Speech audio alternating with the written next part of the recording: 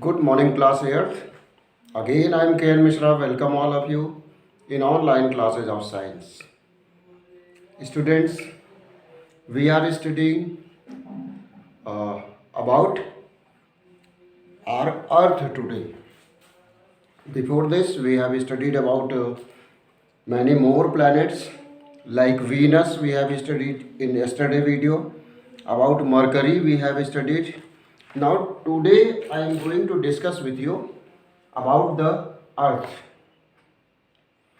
Nancy, as you know, Earth is the only planet on which life is possible, and Earth is the planet on which we used to live upon.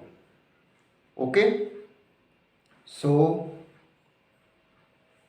it is very essential to know something more about this planet Earth on which we used to live, we used to survive.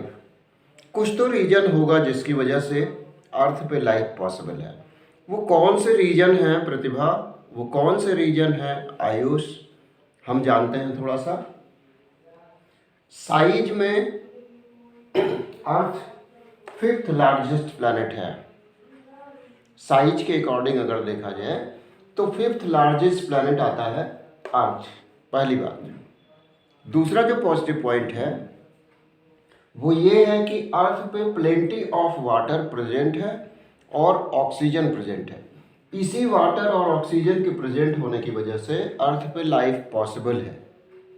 Okay, तीसरी बात, अर्थ पे जो sunlight पड़ती है वो ना बहुत ज़्यादा पड़ती है ना बहुत कम पड़ती है, इसीलिए हमारी अर्थ ना बहुत हॉट होती है ना बहुत कूल डाउन होती है। ये भी एक रीजन है जिसकी वजह से लाइफ अर्थ पे पॉसिबल है। ओके, कुछ और बातें जानते हैं अर्थ के बारे में। Earth is the fifth, first of all open page number 2 to 4 in your book. जल्दी ओपन करो नैन्सी मिश्रा, जल्दी ओपन करो। तो earth is the fifth in size among the planets of solar system. Earth atmosphere allows only a part of heat and light to reach its surface. अर्थ ऐसा planet है कि इसका atmosphere, अर्थ के चारों तरफ एटमॉस्फेयर है, तो अर्थ का एटमॉस्फेयर बहुत थोड़ी सी लाइट और हीट को अर्थ पे आने के लिए अलाउड करती है। That's why earth surface is neither too hot nor too cold. यही रीजन है कि अर्थ का सरफेस ना बहुत हॉट है और ना ही बहुत कोल्ड है। ठीक, Earth also has plenty of water and oxygen, rich atmosphere which is necessary for life. ये बात हमने आपको बता दी। उसके बाद लिखा हुआ है ozone layer in the earth atmosphere absorb the harmful radiation coming from the sun and protect life on the earth. यानी कि हमारे प्लेनेट अर्थ के चारों तरफ ओजोन की एक लेयर है जो इसको ब्लैंकेट की तरह कवर किए हुए है। ओजोन मालूम है नैन्सी मिश्रा, ओजोन क्या है? क्या है ओजोन, बताइए Ayush Pandey. Yes, the formula of ozone is O3। जब O2 होता है तो इसको बोलते हैं मॉलिक्यूलर ऑक्सीजन। ये इसी फॉर्म में ऑक्सीजन अर्थ के चारों तरफ प्रेजेंट है और इसी फॉर्म में ऑक्सीजन को हम लोग इनहेल करते हैं रेस्पिरेशन प्रोसेस में। ठीक, लेकिन इसी ऑक्सीजन के साथ, इस ऑक्सीजन मॉलिक्यूल के साथ अगर एक ऑक्सीजन और जुड़ जाए तो ये O3 हो जाता है। इस O3 को ही हम बोलते हैं ओजोन। अब ओजोन लेयर हमारे अर्थ के चारों तरफ ब्लैंकेट के फॉर्म में कवर किए हुए है हमारी अर्थ को। इससे क्या बेनिफिट है? इससे ये बेनिफिट है कि ये ओजोन की लेयर सन की अल्ट्रावायलेट रेज और दूसरी हार्मफुल रेज को फिल्टर कर देती है, और फिल्टर करके जो सन की रेज अर्थ पे पड़ती हैं उनमें यूवी रेज नहीं होती है। यूवी मतलब अल्ट्रावायलेट रेज या तो नहीं होती हैं और या तो बहुत कम होती हैं जो हमको नुकसान नहीं पहुंचाती। ठीक है, तो इतनी बातें हम लोग पढ़े अर्थ के बारे में। इसके बाद है मार्स। मार्स मार्स के बारे में इधर बहुत आपने सुना होगा, इधर बीते 3-4 सालों में मार्स के बारे में बहुत न्यूज़ आई हैं। वो न्यूज़ ये थी कि मार्स पे ह्यूमन बीइंग ने क्या भेजा, वो रोवर भेजा था, याद आ रहा है। तो मार्स पे हमारे साइंटिस्टों की निगाह लगी हुई है, क्योंकि मार्स पे भी लाइफ पॉसिबल है। लाइफ की पॉसिबिलिटी के चांसेस मार्स पे खोजे जा रहे हैं। देखते हैं आपकी बुक में क्या लिखा हुआ है। Mars is the 4th planet in distance from the sun, यानी कि सन से डिस्टेंस के मामले में ये 4th प्लैनेट, और अपना अर्थ कैसा था, ये 5th प्लैनेट था। तो Mars is the 4th planet in distance from the sun. Mars is nearly half the size of the earth, ठीक है, अर्थ का आधा है साइज में। A large number of iron oxide is present in the planet which give reddish colour to the planet. क्या है, इसके atmosphere में आयरन ऑक्साइड बिल्कुल बहुत ज़्यादा प्रेजेंट है। तो मार्स के चारों तरफ के एटमॉस्फेयर में आयरन ऑक्साइड लार्ज क्वांटिटी में प्रेजेंट है। इसीलिए मार्स का कलर हमको रेड दिखता है, क्योंकि आयरन का कलर रेड होता है। Okay, Mars has craters like moon. Mars has 2 moons. Mars पे भी मून है, जो मार्स का चक्कर लगाता है, लेकिन मार्स के पास 2 मून हैं, और हम लोगों के पास जो अर्थ पे रहते हैं उनके लिए मून एक ही है, ठीक है। और मून है क्या, मून किसको कहते हैं नैन्सी, ये नेचुरल सैटेलाइट है अर्थ का। और जो मार्स के पास 2 मून है, वो दोनों नेचुरल सैटेलाइट हैं किसके, मार्स के, ठीक है। अब आते हैं जुपिटर पे। Jupiter is the largest planet in the solar system. तो मार्स में हम लोगों ने पढ़ा कि इसके पास 2 मून हैं। इसके बाद है जुपिटर। साइज में सबसे बड़ा प्लैनेट जुपिटर को कहा जाता है, the largest planet in solar system. तो ये सबसे बड़ा प्लैनेट है Jupiter. It is very far from the sun, about 778 million kilometre, बहुत दूर है। So it receive much less light and heat from the sun. अच्छी तरह समझ में आ रही है ये बात प्रतिभा, नैन्सी, कि मार्स जो है वो 778 मिलियन किलोमीटर है, इसीलिए किससे, सन से 778 मिलियन है, इसीलिए सन की लाइट और सन की हीट बहुत कम पड़ती है जुपिटर पे, ठीक है। Jupiter is a giant ball of gas, बहुत बड़ा बॉल है ये गैसेस का। Its surface is composed of dense red, brown, yellow and white cloud of hydrogen and helium gas.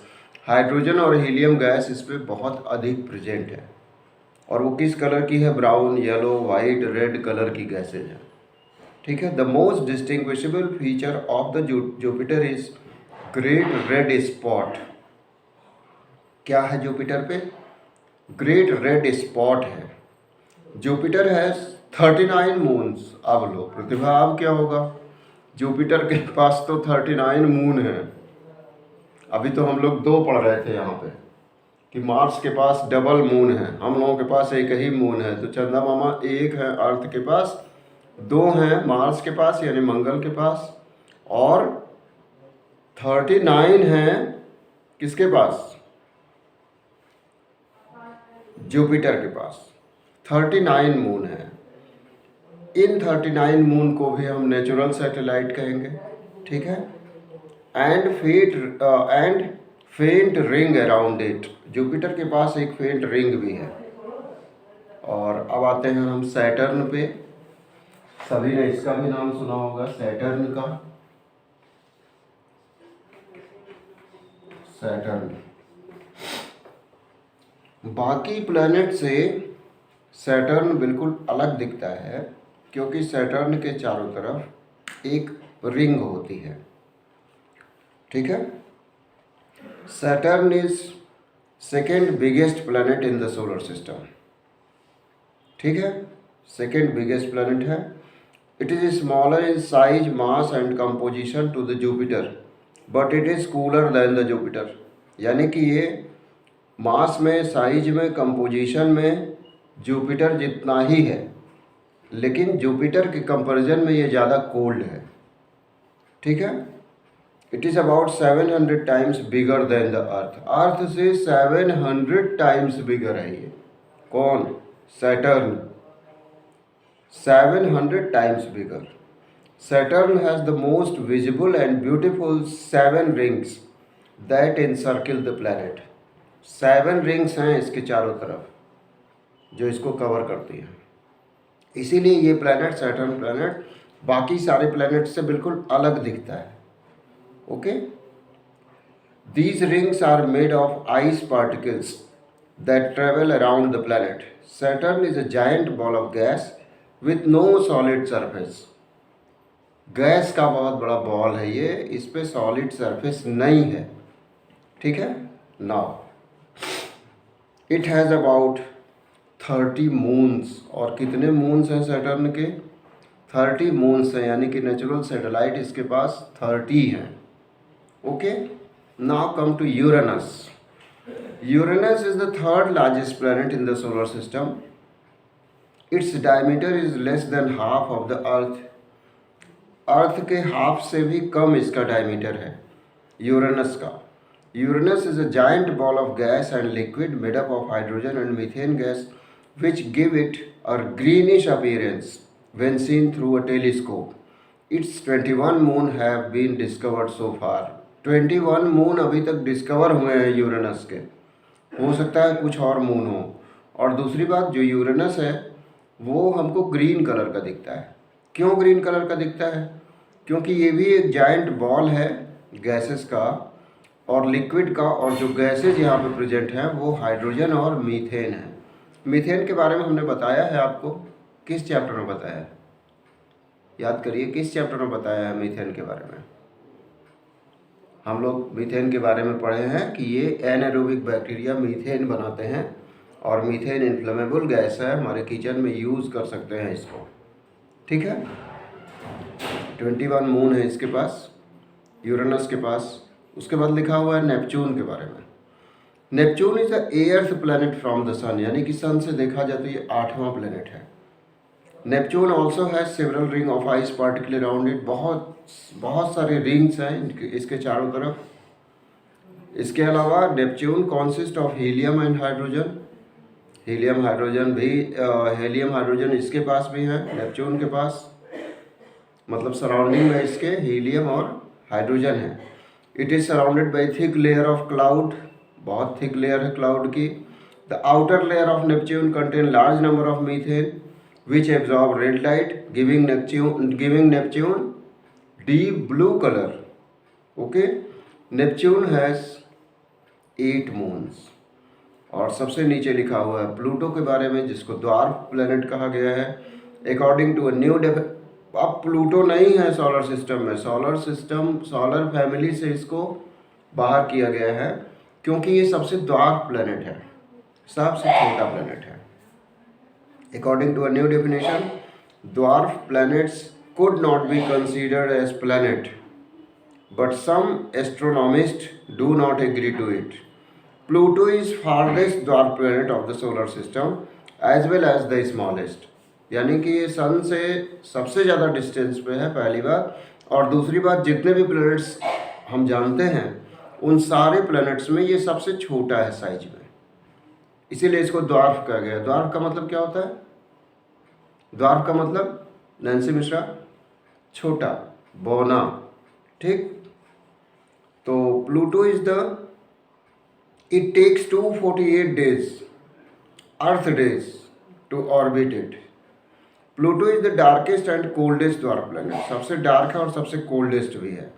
क्यों कोल्डेस्ट है? क्योंकि सन से बहुत ज़्यादा डिस्टेंस पे है ना। अभी हमने पढ़ा है कि ये अर्थ प्लैनेट है, द्वार्फ है ये। ठीक है। Now the orbit of the Pluto cuts through the orbit of Neptune. It is due to this reason that Pluto is closer to the Earth than Neptune. Pluto has only one moon. इतनी ही बात Pluto के बारे में लिखी हुई है। Pluto के पास केवल वन मून है, यानी कि नेचुरल सैटेलाइट्स के पास केवल वन है।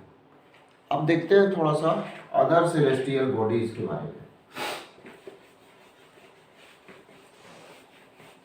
तो अगली हेडिंग आपकी बुक में है अदर सेलेस्टियल बॉडीज।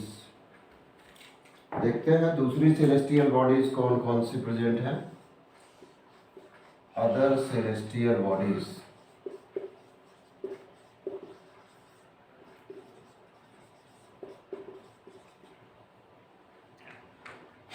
सबसे पहले लिखा हुआ है सेलेस्टियल बॉडीज में एस्टेरॉइड्स के बारे में। Asteroids are large number of small rocky bodies of about 1000 km or less diameter which orbit around the sun between the orbit of Mars and Jupiter called asteroid belt। तो ये कहाँ present है?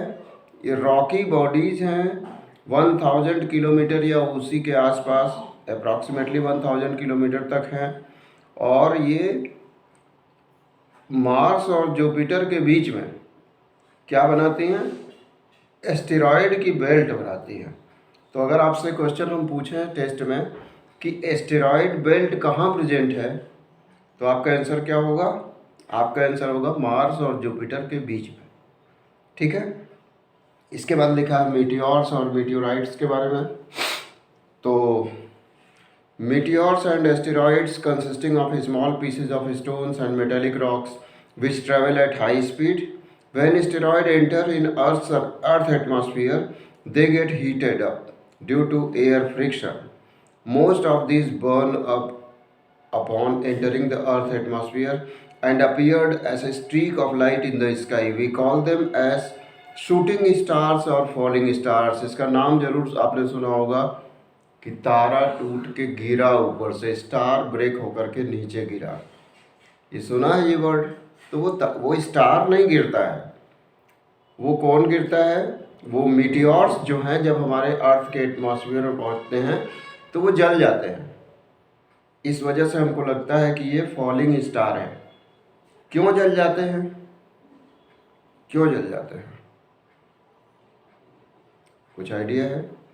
क्योंकि अर्थ के surrounding atmosphere में इनको oxygen मिलती है ना, और ऑक्सीजन सपोर्टिव गैस है, इसीलिए जल जाते हैं। और हमको लगता है कि जैसे फॉलिंग स्टार, जैसे स्टार कोई गिर रहा है।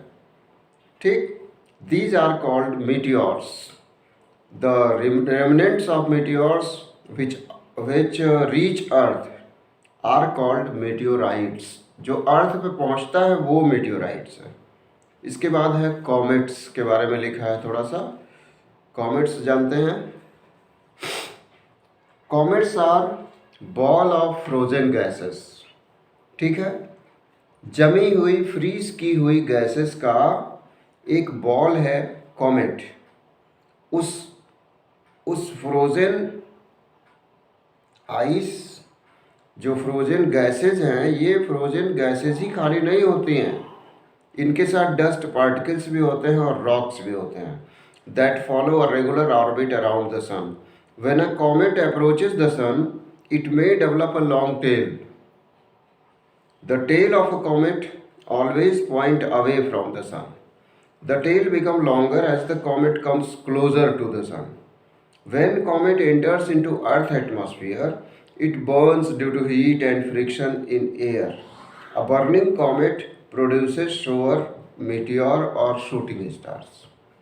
बस इतना ही पढ़ना था कॉमेट के बारे में। और इसके बाद लिखा हुआ है स्टूडेंट्स आर्टिफिशियल सैटेलाइट के बारे में। तो आर्टिफिशियल सैटेलाइट के बारे में हम लोग नेक्स्ट ऑनलाइन क्लास में पढ़ेंगे। इसमें इंडियन सैटेलाइट के बारे में भी दिया हुआ है आपकी बुक में। तो आर्टिफिशियल सैटेलाइट जो ह्यूमन बीइंग बना करके छोड़ते हैं स्पेस में, उनको बोला जाता है। और ये आर्टिफिशियल सैटेलाइट इसीलिए हमारे साइंटिस्ट छोड़ते हैं जिससे आप लोग मोबाइल से ऑनलाइन क्लास अटेंड कर सकें। ओके। तो आज हम लोगों ने ढेर सारे प्लैनेट्स के बारे में पढ़ा।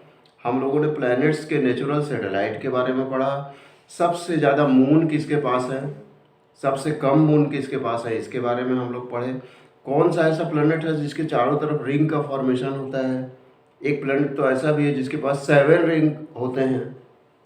ठीक है, तो ये सारी चीज़ें हम लोगों ने आज पढ़ी। अब आपको जो होमवर्क हम देंगे वो आप असाइनमेंट सेक्शन में पाएंगे होमवर्क, और असाइनमेंट सेक्शन से होमवर्क ले करके बच्चों उसको ज़रूर सबमिट कीजिएगा 5 बजे के पहले, तभी वो चेक हो पाएगा। ठीक है, okay students, thank you for attending